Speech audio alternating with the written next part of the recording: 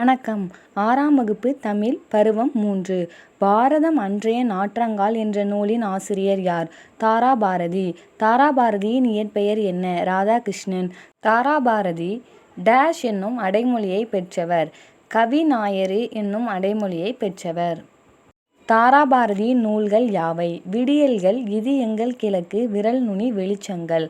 அறத்தின் ஊன்றுகோலாக யாருடைய சிறிய கைத்தடி விளங்குகின்றது? காந்தியடிகளின் அகிம்சை என்பது சிறிய கைத்தடியாக விளங்குகின்றது. கம்பரின் அமுதம் போன்ற கவிதை வரிகளுக்கு எந்த ஆற்றின் அலைகள் இசையமைக்கின்றன? கங்கை ஆற்றின் அலைகள். தேசம் உடுத்திய நூலாடை என கவிஞர் குறிப்பிடும் நூல் திருக்குறள். காளிதாசனின் தேனிசை பாடல்கள் எதிரொலிக்கும் இடம் காவிரி கரை. காந்தியடிகள் சென்னைக்கு வந்த ஆண்டு 1919. எளிமையாக 1919. யாருடைய அடிநிழலில் இருந்தே தமிழ் கற்க வேண்டும் என்னும் ஆவல் உள்ளதாக காந்தியடிகள் கூறினார்? உ.வே. சாமிநாதர். காந்தியடிகள் உடை அணிவதில் மாற்றத்தை ஏற்படுத்திய ஊர் மதுரை. இலக்கிய மாநாடு எங்கு நடைபெற்றது? சென்னையில் 1937ஆம் ஆண்டு நடைபெற்றது. ஜி.யு. போப் எழுதிய எந்த நூல் காந்தியடிகள் தன்னை மிகவும் கவர்ந்து உள்ளதாக கூறினார்? தமிழ் கையேடு. ராமநாதபுரத்தை ஆட்சி செய்தவர் யார்? செல்லமுத்து.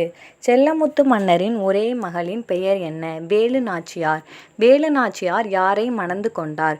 சிவகங்கை மன்னர் முத்துவடுகநாதர். இந்த இடத்தில் வைத்து நடைபெற்ற போரில் முத்துவடுகநாதர் ஆங்கிலேயர்களால் நயவஞ்சகமாக கொல்லப்பட்டார். காளையர் கோவில். வேலு நாச்சியார் அரசவையில் அமைச்சர் யார்? தாண்டவராயர். வேலு நாச்சியாரின் தளபதிகளாக இருந்தவர்கள் யார்? பெரிய மருது, சின்ன மருது. மைசூரில் இருந்து வேலு நாச்சியாருக்கு உதவியாக படை அனுப்பியவர் யார்? ஐதர் அலி. வேலு நாச்சியாரின் ஆண் படைப்பிரிவிற்கு தலைமை ஏற்றவர் யார்? மருது சகோதரர்கள். வேலு நாச்சியாரின் பெண் படைப்பிரிவிற்கு தலைமை ஏற்றவர் யார்? குயிலி. வேலு நாச்சியாரின் காலம் 1730 1796 வரையிலும். வேலு நாச்சியார் சிவகங்கையை மீட்ட ஆண்டு 1780. மிகவும் முக்கியமான வினா. ஜான்சி ராணிக்கு முன்பே ஆங்கிலேயர்களை எதிர்த்து வீரப்போர் புரிந்தவர் யார்? வேலு நாச்சியார். இலக்கண அடிப்படையில் சொற்கள் எத்தனை வகைப்படும்? 4 வகைப்படும்.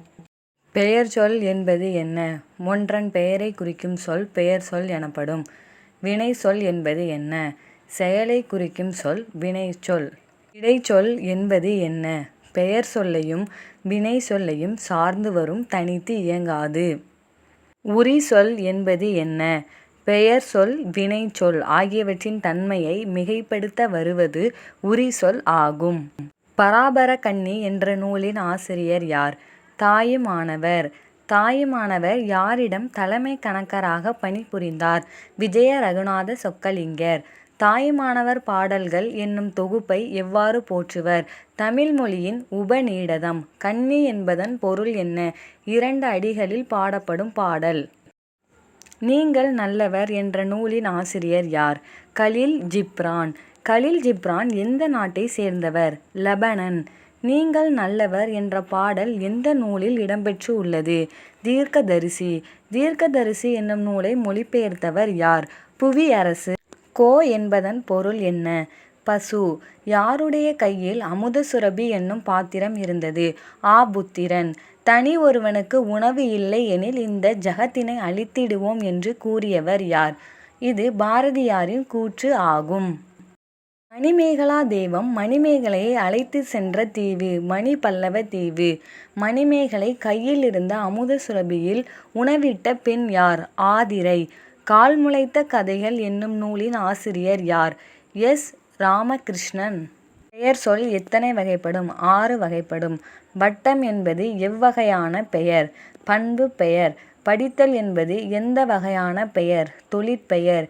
சித்திரை என்பது எந்த வகையான பெயர்? காலப் பெயர்.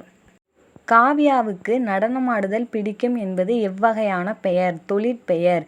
காவியா தலை அசைத்ததால் என்பது எவ்வகையான பெயர்? சினை பெயர். ஆசிய ஜோதி என்னும் நூலின் ஆசிரியர் யார்? கவிமணி தேசிய விநாயகனார். கவிமணி தேசிய விநாயகனார் எந்த நூற்றாண்டில் வாழ்ந்தவர்? 20ஆம் நூற்றாண்டு.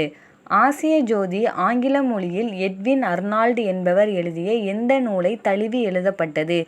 Light of Asia. புத்தரின் வரலாற்றை கூறும் நூல் எது? ஆசிய ஜோதி. தமக்கென முயலா நோன்றால் பிறர்க்கென முயலுனார் உண்மையா என்னும் பாடல் வரி இடம்பெற்றுள்ள நூல் புறநானூறு. வாடிய பயிரை கண்டபோதெல்லாம் வாடினேன். வள்ளலார். வடலூரில் சத்திய தர்மசாலையை தொடங்கி உணவளித்தவர் யார்? வள்ளலார். அமைதிக்கான நோபல் பரிசை பெற்றவர் யார்? அன்னை தெரசா.